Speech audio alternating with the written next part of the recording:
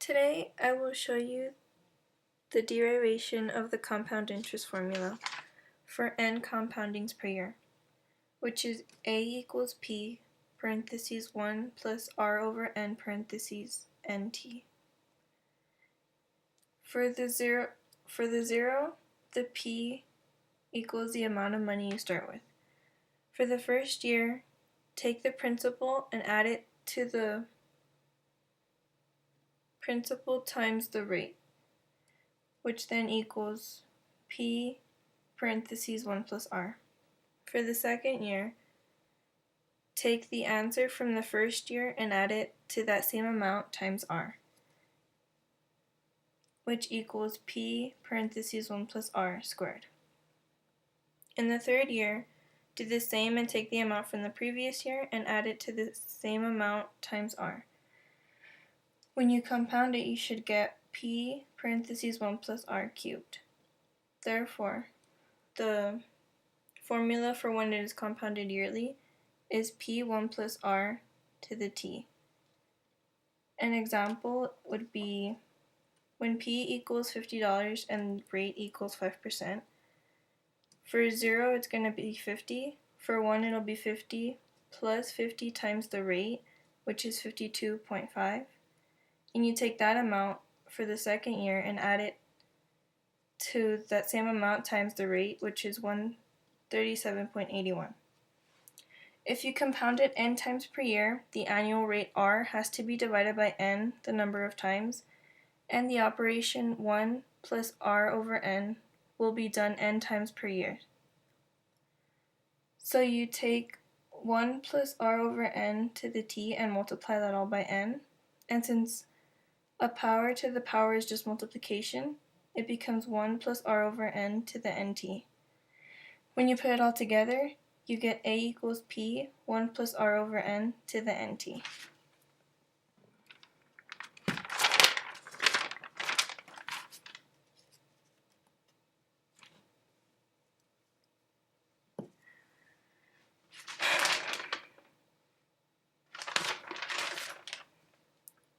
If you let the number of compoundings n increase without bound, the process approaches what is called a continuous compounding.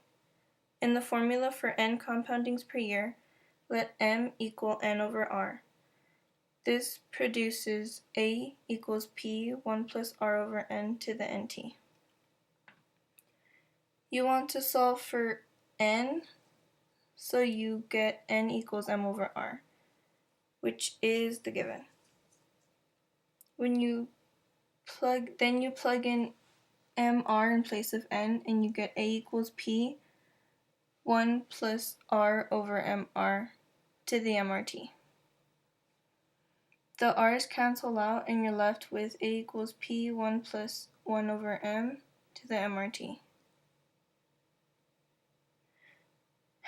And when you have a power to the power, you multiply it, you're going to work backwards instead to separate the m and the rt, and you're going to get a equals p bracket parentheses 1 plus 1 over m parentheses m bracket rt, which in turn looks like e, which is 1 plus 1 over x to the x. If the n number of compounds gets really big, then m gets really big, and then you get a equals pe to the rt.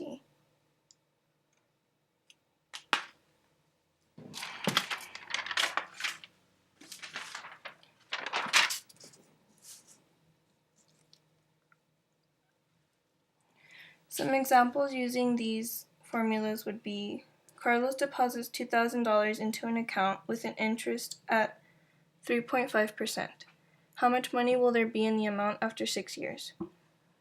For the first one, you use the compound interest formula per year, and you're using a equals p 1 plus r over n to the nt, where p equals 2,000, r equals 0.035, n equals 1, and the time equals 6.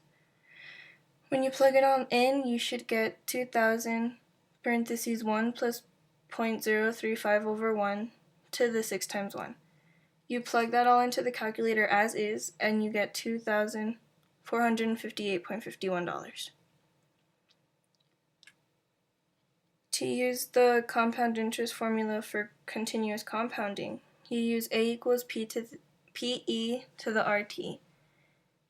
You use the same numbers as you did up here, and you plug in 200 for P, E stays the same, 0.035 for R, and 6 for T. You get 2,467.35.